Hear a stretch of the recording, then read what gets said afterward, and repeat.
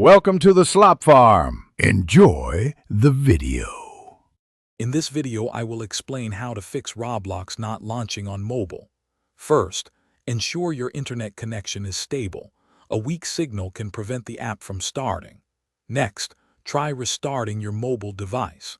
This simple step often resolves minor software conflicts.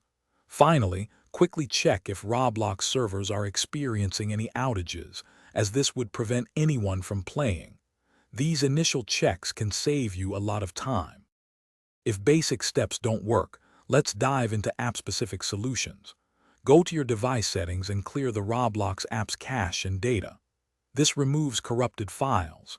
If that fails, completely uninstall and then reinstall the Roblox application.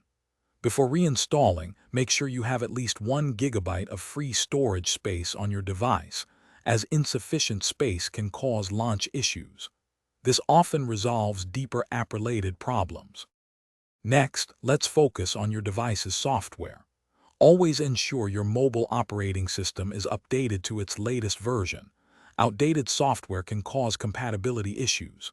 Similarly, verify that the Roblox app itself is updated through your App Store.